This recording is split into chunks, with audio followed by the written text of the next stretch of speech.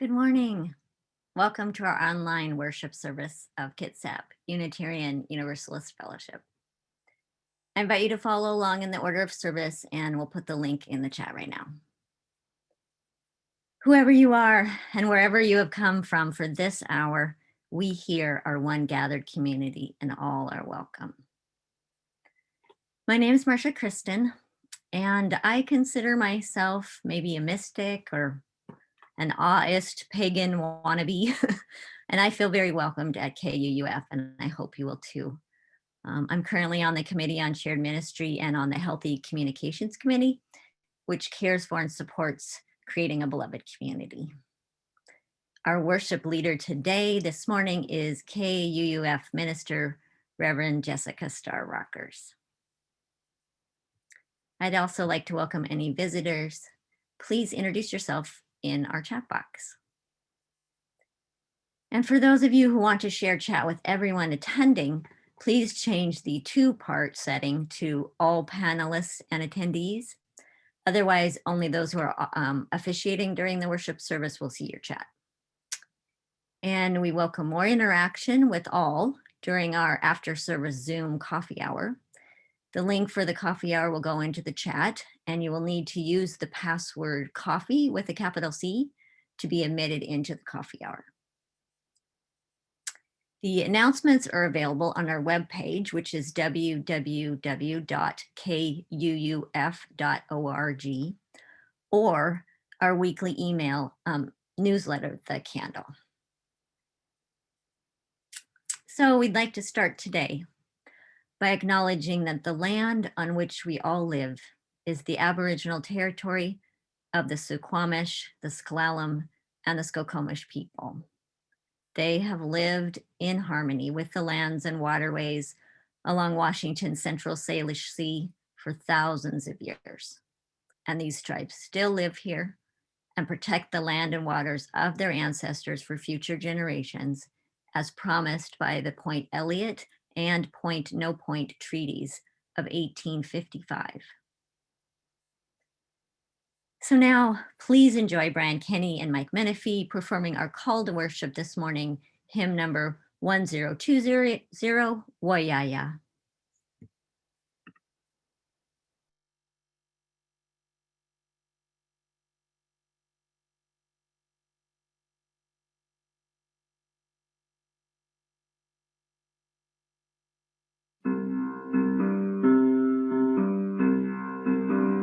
We are going, heaven knows where we are going, but we know within,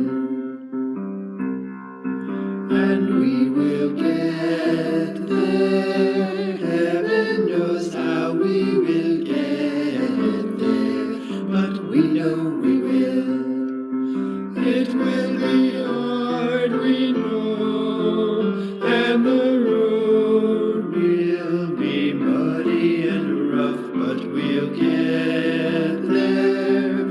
Heaven knows how we will get there, but we know we will.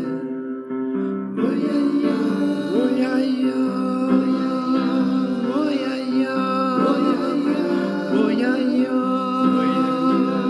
We are going, heaven knows where we are going, but we know within, and we will get there. Heaven knows how we will get there, but we know we will. Oh yeah, yeah. Oh yeah, yeah. Oh yeah, yeah. Oh yeah, yeah. Oh yeah, yeah. Oh yeah, yeah. Oh yeah, yeah. Oh yeah, yeah. Oh yeah, yeah. Oh yeah, yeah. Oh yeah, yeah. Oh yeah, yeah. Oh yeah, yeah.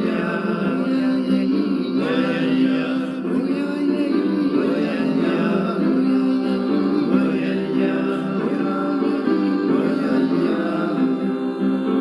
yeah.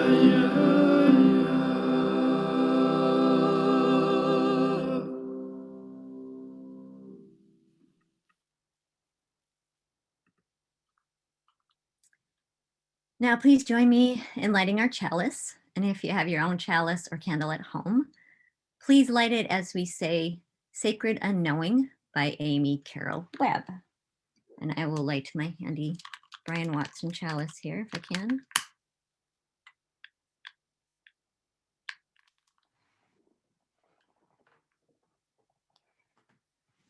We light this flame for the sacred art, for the sacred unknowing, humbled by all that we cannot fathom in this time. We come into the presence of what we do know, perhaps the only thing we can ever know, that love is now and forever the only answer to everything and everyone in every moment.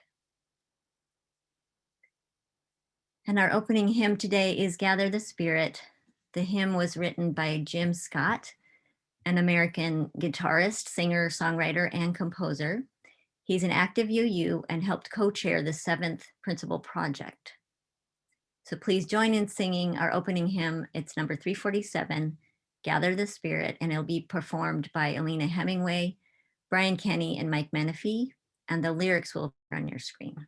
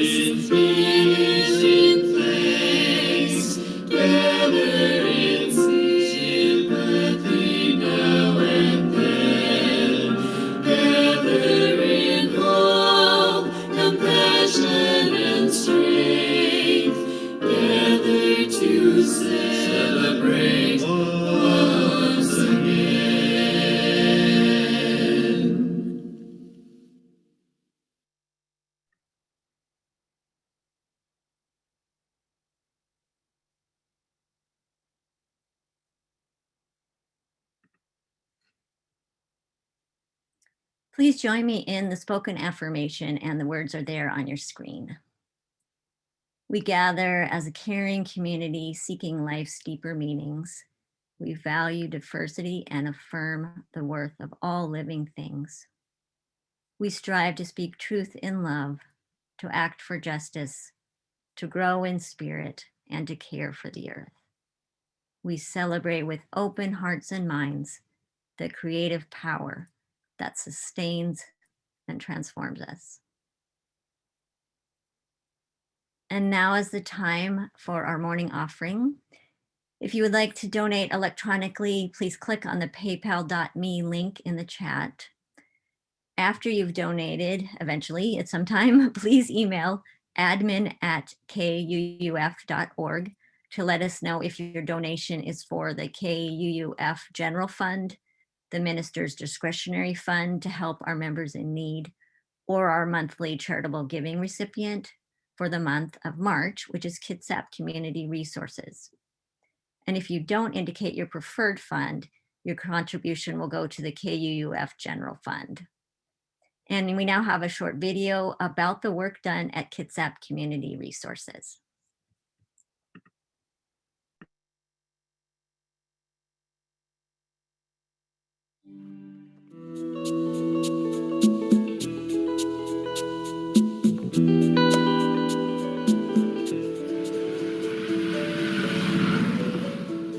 Families come to the Women, Infants, and Children Nutrition Program because they're new as a family and need nutrition information. They're able to see their children try new vegetables, try new foods that are fun and exciting that are also healthy. We're able to help them be successful breastfeeding, and we're able to help their kids maybe even be more active throughout the day. Families come to Kitsap Community Resources Early Learning and Family Services for a variety of reasons. They're seeking preschool services for their children ages 3 to 5. They're looking for home visitation or early care services for infants and toddlers. And they're looking for resources within the community, which can be found throughout KCR. My household was really going into the turmoil effect because of the recession. My health was deteriorating. Stress levels were really high. I was trying to figure out ways to get employment, going out, pounding the payment, and not getting anywhere. We were behind on electricity. We were behind. Rent was almost impossible to come up with. And then we had to figure out how to put food in the house. I became aware of the Veterans Assistance Program through KCR, through a good friend of mine. I ended up meeting a counselor by the name of Gary. Meeting him was a turning point for my family's life and my life also. Before coming to Kitsap Community Resources, my life was in chaos. I was dealing with drug addiction, an abusive relationship. My parental rights were terminated. I was at one of the lowest points in my life. I entered through Kitsap Community Resources Emergency Housing Program. That gave me the stability to focus on other areas of my life, which was regaining the custody of my children and focusing on my schooling. They provided financial classes that I was able to get into, which helped me to subsequently get this house that I'm working on right now. Kitsap Community Resources provides a safety net that brings program participants out of crisis and helps create positive life changes. Today, I am clean 7 years. I'm building a house. My family has been truly blessed because of us going through KCR. When nobody was there, KCR was. Will you please partner with us as we reach out to our neighbors in Kitsap who still struggle, creating hope, restoring lives? We are Kitsap Community Resources.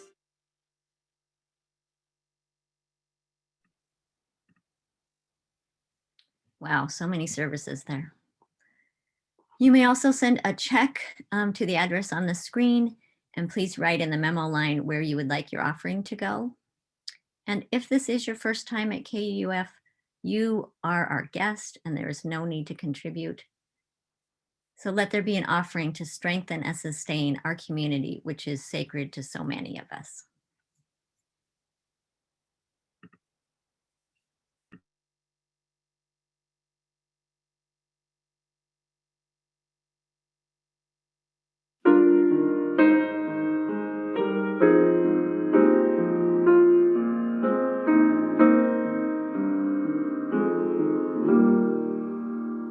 Be ours a religion which like sunshine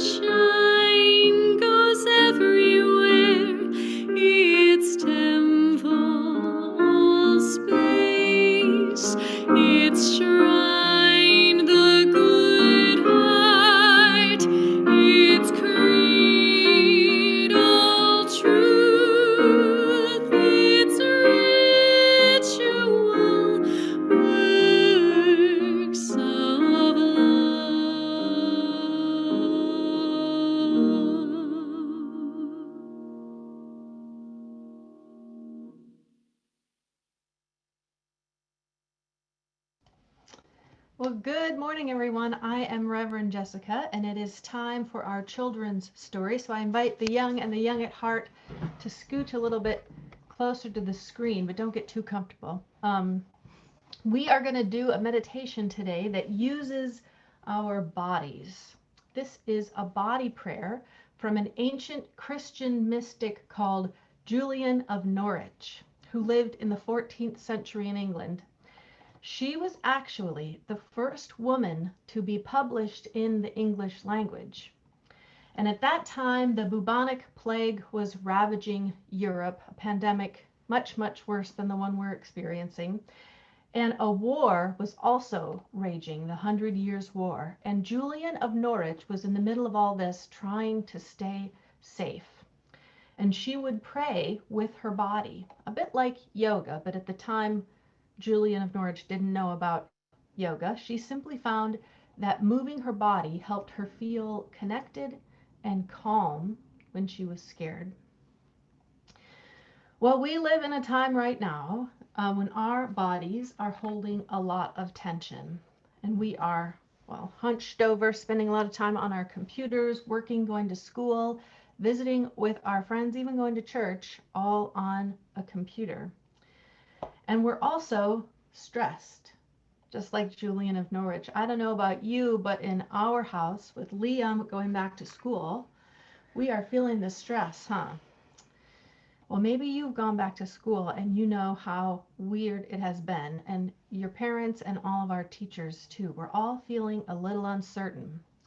And this body prayer is something that we can do to move the stress out of our bodies. And it's also a prayer for strength during tough times. And if you don't pray, you can think of it like setting an intention. And we set the intention to release the stress from our bodies, to relax, open our hearts, and to feel grateful for being alive.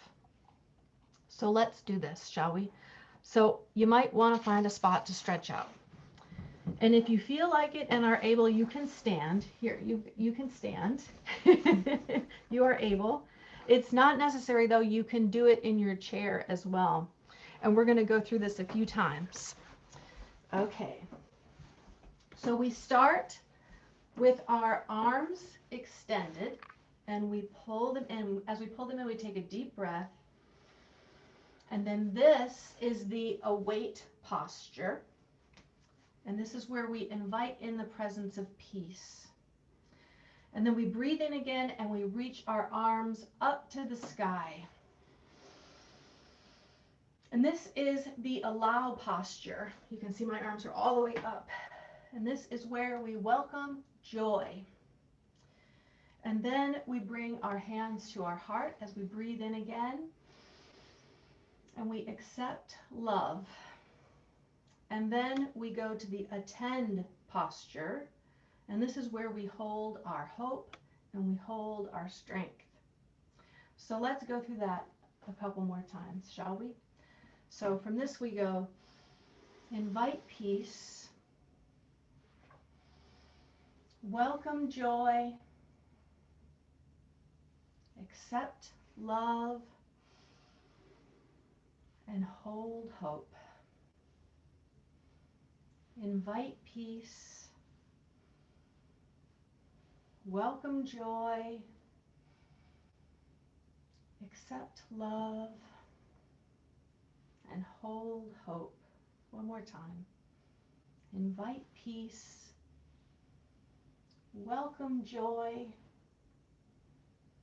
accept love, and hold hope. And you know, Julian of Norwich, one of the most famous things she said was, all shall be well, all shall be well, all manner of things shall be well. And sometimes, in honor of that, I do the body prayer like this. All shall be well, all shall be well, all shall be well, all manner of things shall be well. Thank you, guys, and I hope that brought some peace and joy and love and hope into your body and maybe moved some of that stress out and around. And now that our bodies are ready, you guys aren't off the hook yet. We're going to sing our song. We're going to sing This Little Light of Mine. And now that our bodies are ready, we can really sing it. And we do have one lyric change. So be ready for that. Pay attention to that. Okay. This little light of mine, I'm gonna let it shine. This little light of mine, I'm gonna let it shine. This little light of mine, I'm gonna let it shine. Let it shine, let it shine, let it shine. Everywhere I go, everywhere I go, I'm gonna let it shine. Everywhere I go, I'm gonna let it shine. Everywhere I go, I'm gonna let it shine. Let it shine, let it shine, let it shine. For peace, hope, joy, and love. For peace, hope, joy, and love. I'm gonna let it shine. For peace, hope, joy, and love.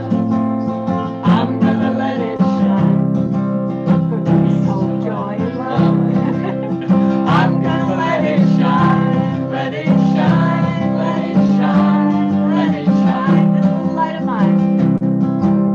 This little light of mine. I'm gonna let it shine. This little light of mine. I'm gonna let it shine. This little light of mine. I'm gonna let it shine. Let it shine, let it shine, let it shine. Let it shine, let it shine, let it shine.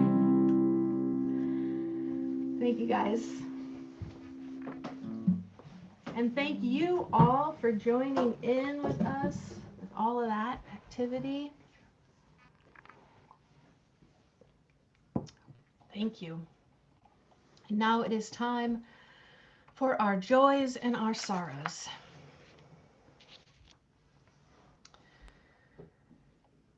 Though we are physically distanced from one another, our hearts and our spirits remain connected.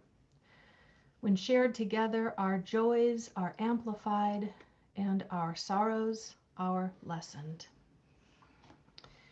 If you have a personal joy or sorrow to share, I invite you to write it in the chat this morning. And I want to begin actually with a prayer that we are honoring today the 1-year anniversary of our physical separation. And we hold together the joy that we are still a community, still connected with one another, still having fun, still singing, still worshiping, still gathering. And we hold this joy and this gratitude while we honor our sorrow of all the loss that we have experienced the last 12 months. All the loss of life, over 500,000 people in the United States alone. Each life precious, each person holy and beloved. Though we may not know all their names, we honor them today on this anniversary.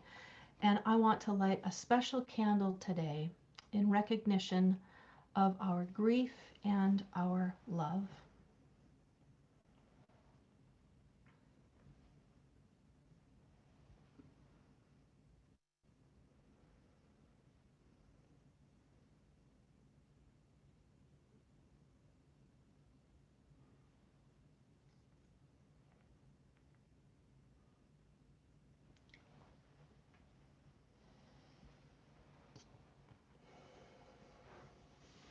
Thank you. And I see we have some personal joys and sorrows to share. Ed has a joy today for hitting a weight loss milestone, 100 pounds down, 20 to go to hit my first goal. Congratulations, Ed. Genevieve and Morgan share a joy that Biden has convinced Inslee that teachers and care providers are needing the vaccine to provide the crucial services in our community. Amen. Vicki has a sorrow for my friend Maggie in hospice. Joy that she will be reunited with the love of her life Frank. I know he is waiting for her with open arms. That is all that gives me peace. Sharing in that with you, Vicki. Liz, we are joyful for the opportunity for our educators to receive their COVID-19 vaccine. Liz received her first dose on Thursday. Congratulations, Liz. Marcia, joy for my son-in-law being negative for COVID and vaccine phases moving up faster. Amen. Lisa has a joy. Everyone's sharing the joy that educators, all school employees are getting vaccines now. Yes.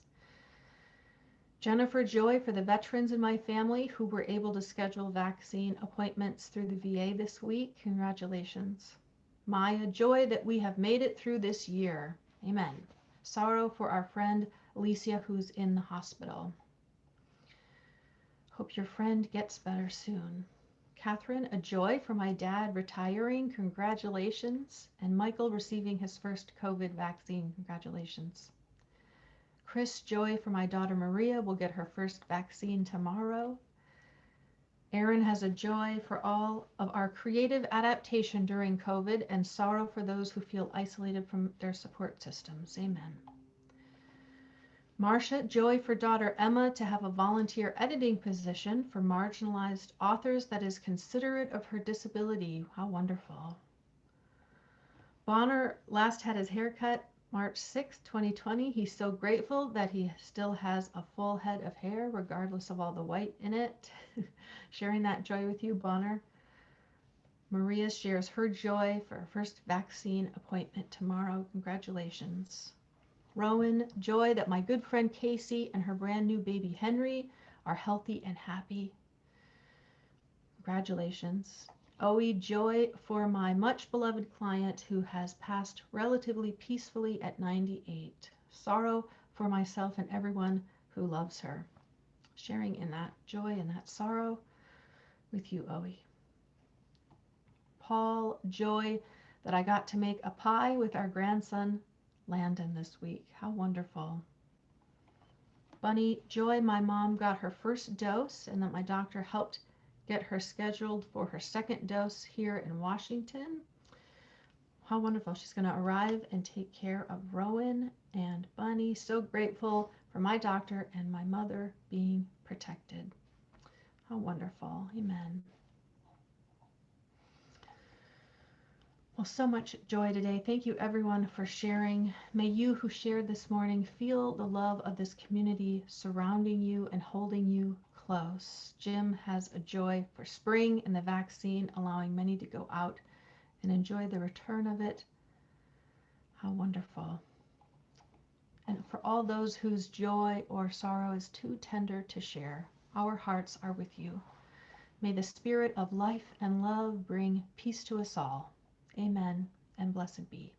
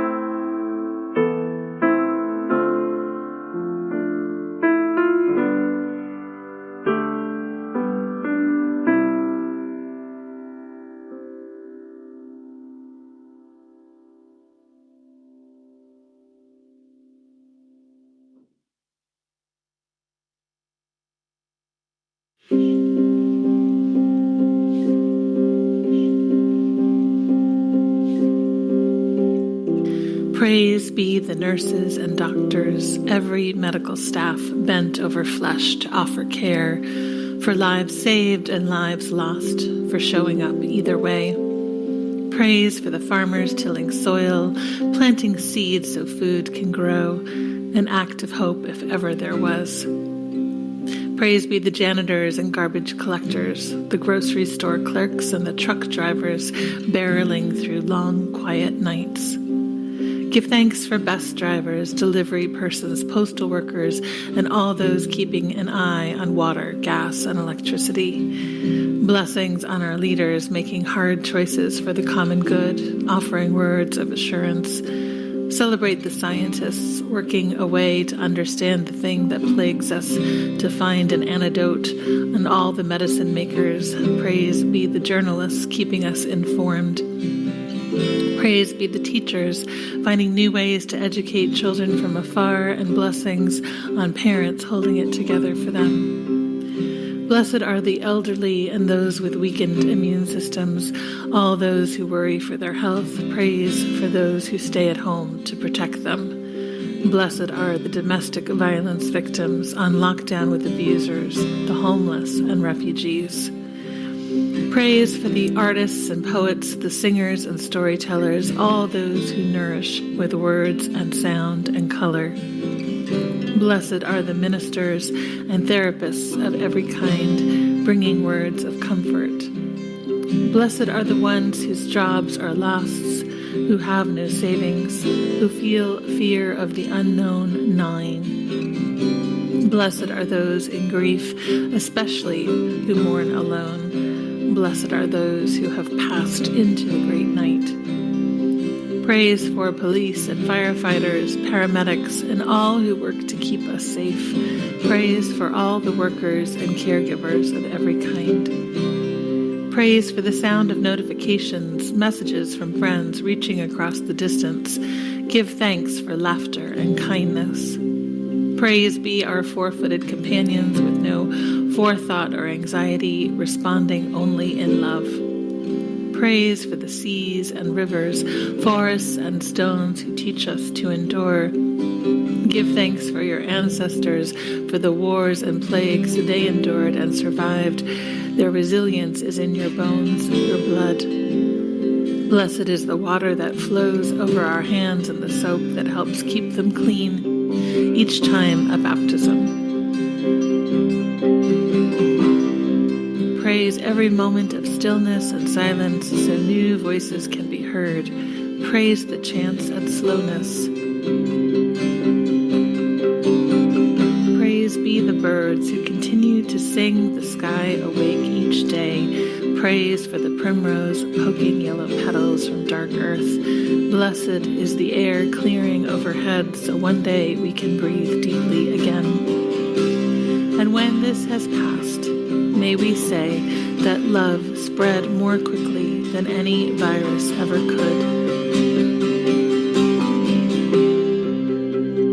May we say this was not just an ending, but also a place to begin.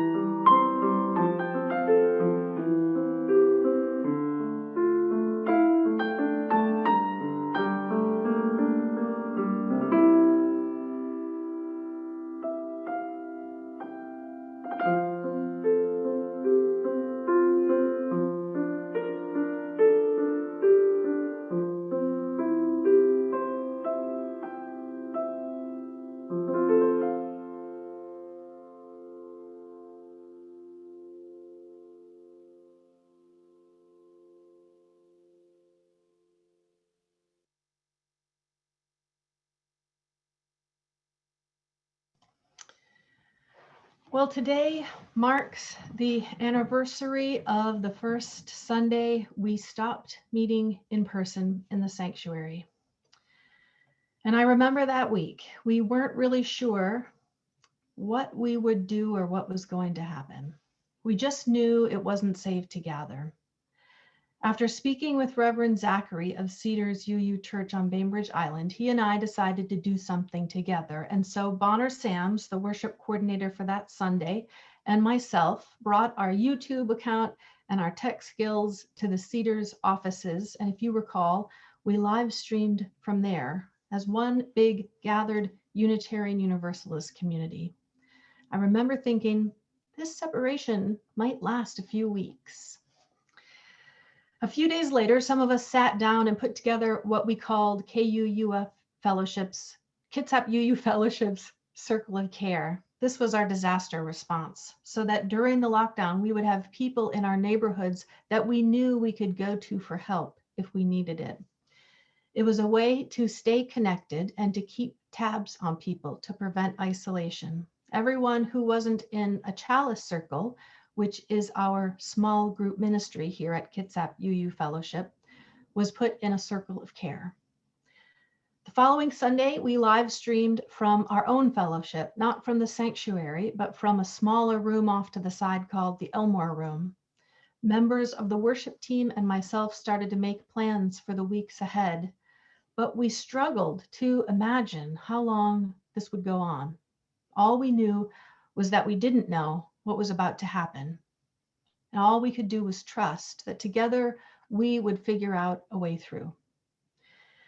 In April, we started using Zoom for our online services. I'm sure many of you remember trying to make sense of it. Maybe this morning you are still trying. Our buildings and offices had been closed indefinitely. Committees and small groups were determining whether to stop meeting altogether, whether to switch to Zoom, whether to meet outside. It was a deeply confusing time, but many in our leadership in our congregation rose to the occasion, most especially the worship team and music team and our administrator, Tanisha Smith, all of whom set about learning in a matter of weeks the tech skills that took me years in seminary to figure out. And by summer, we had settled into enough of a rhythm that I was able to take some time off. And through it all, every Sunday, we kept gathering online without fail. Those early days of the pandemic were both a time of quiet and rest and a time of chaos and confusion. Both things were happening simultaneously as our national leadership continued to contribute to our confusion and our sense of uncertainty, with a response to the pandemic that was sometimes no response at all. We found we had to depend on one another, and we found ourselves really coming together as a community.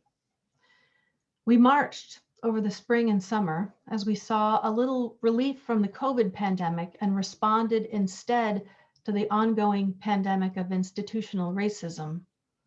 We sewed masks for one another. We made our own hand sanitizer, delivered groceries to our neighbors, or accepted help from those whose health was less at risk than our own. And we prayed. We got real comfortable with prayer because many days there was nothing else we could think to do.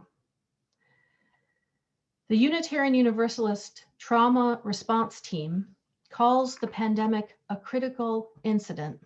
And they recently shared some materials to help explain the effect of this critical incident on our health, our minds and our bodies, and our communities. And one of these materials is a graph called the Phases of Disaster. The graph shows a community's reactions to and recovery from a critical incident. And it starts with pre-disaster, or the warning of a threat. And you have to assess quickly, and often with not a whole lot of information, how you're going to respond. Then the impact hits, in this case, the shutdown, when for whatever reason we all ran out of toilet paper. Then in response to the impact, a heroic period where energy rises again as the community comes together. There's some joy in that moment, the making of the masks, putting teddy bears and rainbows in the windows, reaching out to our neighbors. And we certainly all made heroic efforts to learn Zoom. But this honeymoon period is then followed by disillusionment. And as we entered the late fall and winter, as the days grew dark and colder and COVID infections and death rose, many of us faced a real season of disillusionment. We didn't always know where to turn for accurate information.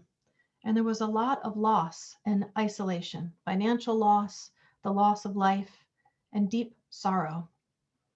We lit candles that fall and mourned all those who had died.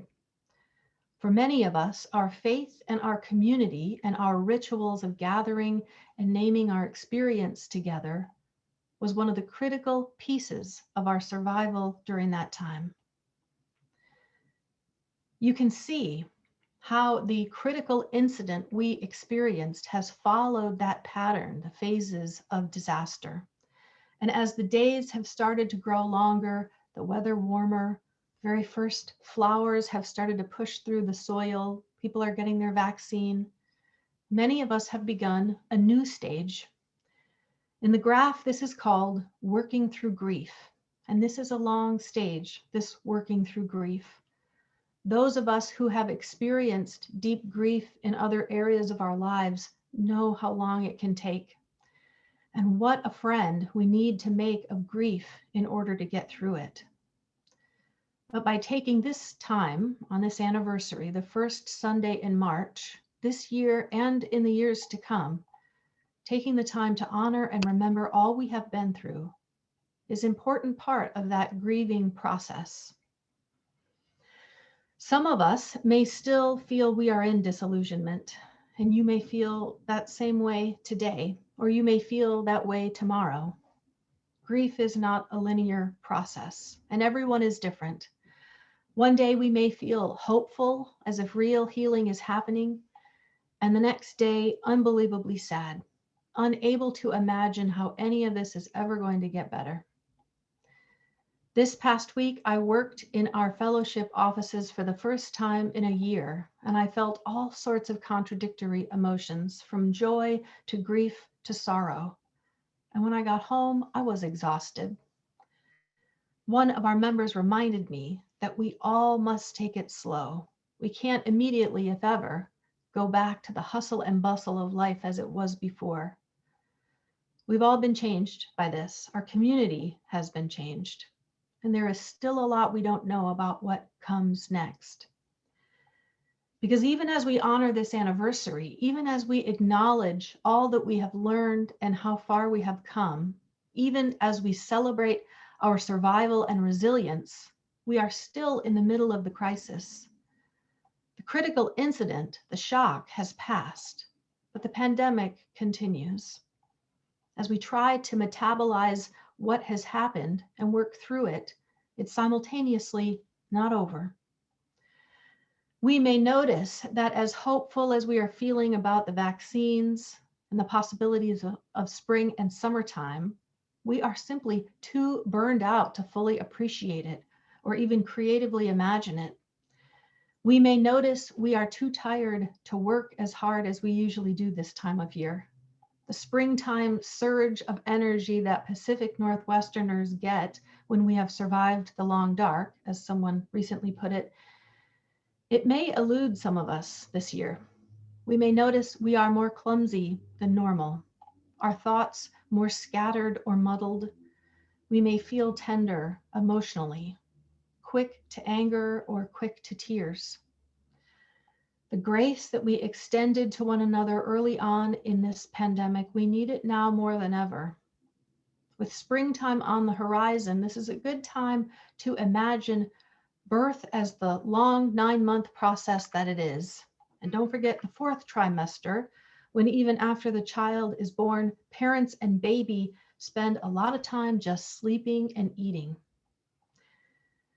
Before we can reawaken that drive within ourselves for cookouts and projects and gardening and all the fun that longer days inspire, before we jump headlong and feet first into the next phase of things, we might remember to take it easy, to rest and nurture compassion for ourselves and others. And this compassion, this slowing down and extending grace, is how we move forward and mindfully make way for the next phase, which on the graph is called reconstruction, our new beginning. Some people call it regrowth. And telling the stories of what has happened to one another and our children is an important part of our regrowth. Because what has happened these past 12 months is that we have survived. A critical incident occurred in the life of this congregation, a shock, a tragedy, but one from which someday we will fully recover. And the seeds of our recovery, of our regrowth, have been planted these past months, and we plant them today. All that we have done to stay together and all we do to keep going, all the time we have dedicated to this community and to the people in it, all the ways we have been brave in our grieving and brave in our hope, all the ways we keep just showing up, even through our grief, even through our disillusionment, even when we can't sing together in person, even when Zoom is absolutely not the best way to experience worship. We have tried to be grateful for what we do have. We have been kind and generous and forgiving in the face of real disappointment and confusion. We have reached out to one another over email and phone and text and checked in and tried again when we got no response. And some of us saw those texts, and even though we didn't respond immediately, we were grateful for them. And they inspired us to get out of bed and take a shower and get something to eat. Let us honor all of this today, all that it takes to survive. As individuals, it can be complicated. As a community, it can be impossible. But nevertheless, we have persisted. Ellen Bass, in her poem, The Thing Is, writes, "To love life, to love it even when you have no stomach for it, and everything you've held dear crumbles like burnt paper in your hands, your throat filled with the silt of it. When grief sits with you, its tropical heat thickening the air heavy as water, more fit for gills than lungs. When grief weighs you down like your own flesh, only more of it, an obesity of grief, you think, how can a body withstand this? Then you hold life like a face between your palms, a plain face, no charming smile, no violet eyes, and you say, yes, I will take you. I will love you again." On this anniversary of our physical separation as a community, as we honor our grief, the losses we have experienced, and all the healing that is yet to come, let us be inspired by our story of resilience, by the ways we have come together in the face of tragedy, and how we each in our turn made the choice to hold life like a face between our palms and say, yes, I will love you. I will keep loving you. I will love you again. And now a brief video, a few images of this past year. It was, of course, impossible to capture everything, but I hope this gives you a glimpse of the amazing story we have to tell about our survival and our resilience.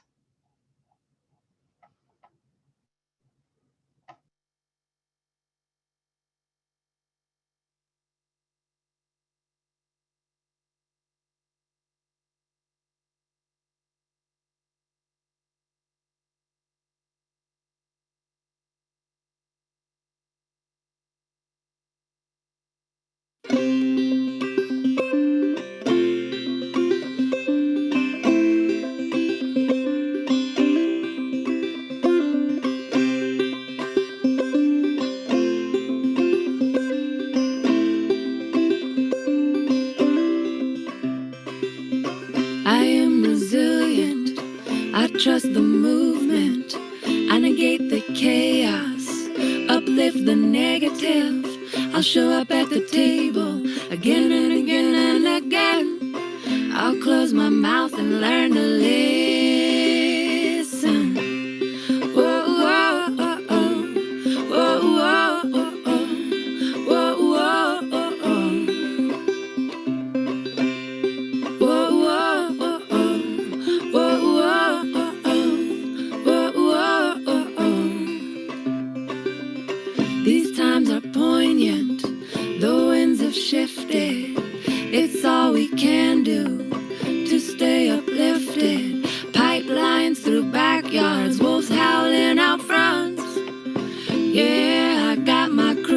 Truth is what I want.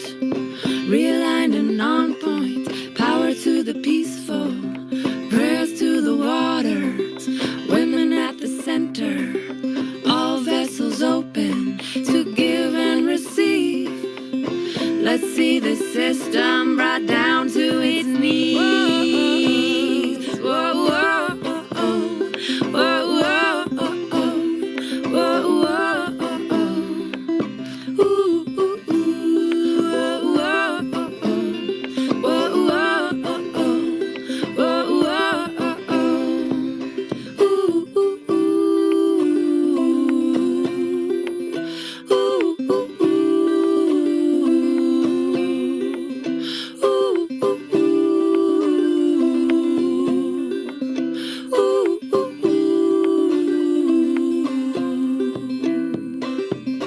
I'm made of thunder, I'm made of lightning, I'm made of dirt, yeah, made of the fine things. My father taught me that I'm a speck of dust and this world was made for me, so let's go and try our luck, said. I've got my roots down, down, down, down, down, down, down, down, down deep. I've got my roots down, down, down, down, down, down, down, down, down, down, down deep. I've got my roots down, down, down deep. I've got my roots down, down, down deep. So what are we doing here? What has been done? What are you gonna do about it when the world comes undone? My voice feels tiny, and I'm sure so does yours. Put us all together, make a mighty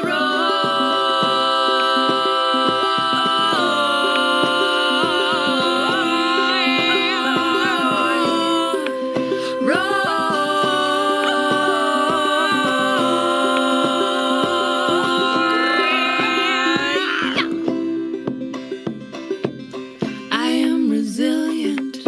I trust the movement. I negate the chaos. Uplift the negative. I'll show up at the table again and again and again. I'll close my mouth and learn to listen.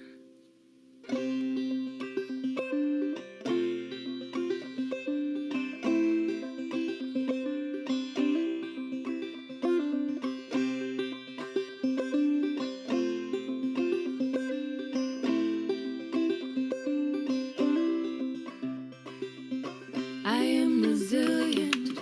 I trust the movement. You don't blow it out till after service, guys. Happy New Year. Happy New Year.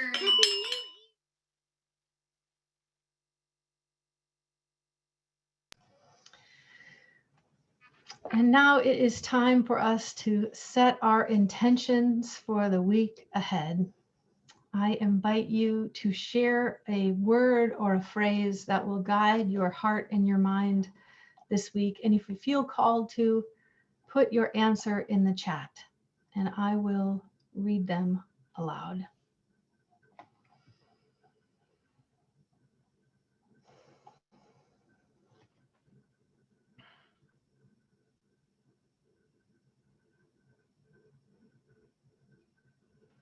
Trust, hope, and persevere. Hopeful. Keep staying together. Find joy. Ground in love.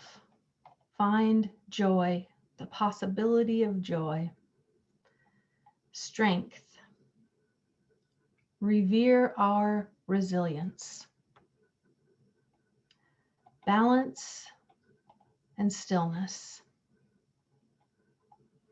Each day is a new day with new possibilities and hope. Patience. Charity. Look forward. Recharge. Love and care. Wondrous. Pull those weeds. Celebrated life. Persist. Invite peace. Patience with ourselves. Amen. Well, thank you, everyone. Oh, optimism. That's good. I like that. Welcome spring and new beginnings. Thank you, everyone, for sharing, for all that you have done this year, all of the intentions we've set, all of the joys and sorrows that we've shared, all of the ways we have stayed together, all the ways you've kept showing up. Keep on keeping on until the pandemic is done. Amen. And now for our closing hymn, We Laugh, We Cry, performed by Elena Hemingway, Brian Kenny, and Mike Menifee.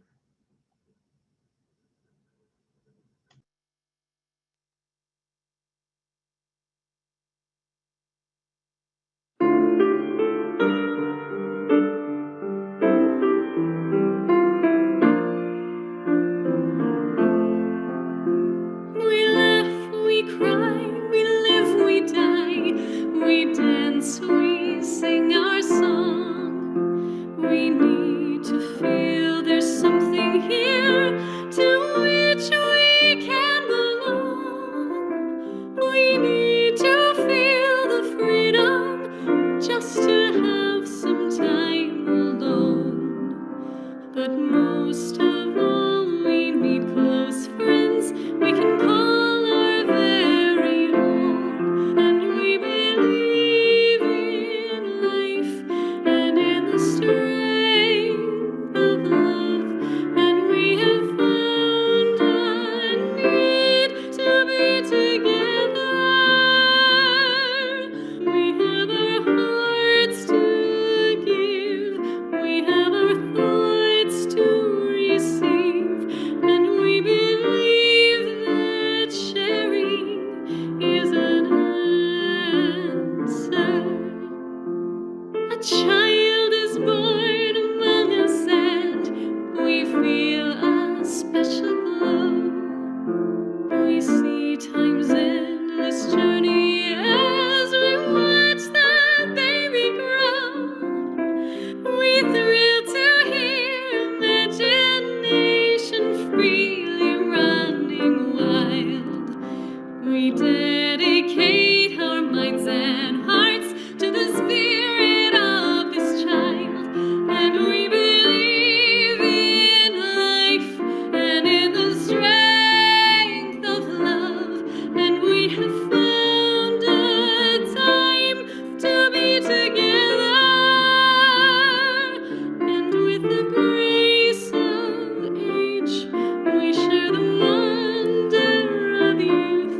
And we believe that growing is an answer. We seek elusive answers to the questions of this life. We seek to put an end to all the waste of human strife. We search for truth, equality, and blessed peace of mind. And then we come together here to make sense of what we find. And we believe in life and in the strength of love. And we have found a joy being together.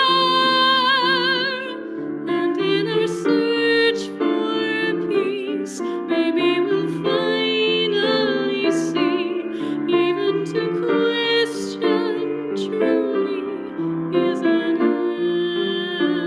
answer.